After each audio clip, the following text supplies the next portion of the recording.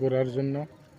আপনারা সবাই সাথে থাকেন, ঠিক আছে। এই যে মাঞ্জার পার্কের আশেপাশে দেখাইতেছি, আপনারা দেখেন।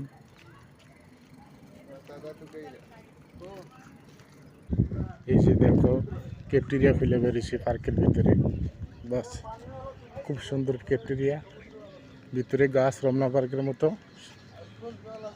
গুডালিকেন গার্ডেনের মতো, সংসদ ভবনের মতো কত সুন্দর সুন্দর গাছ। তো সবাই যাইতেছি সাগর পার, ঠিক আছে। সাগর পার যাইতেছি, সাগরের দিকে যাইতেছি।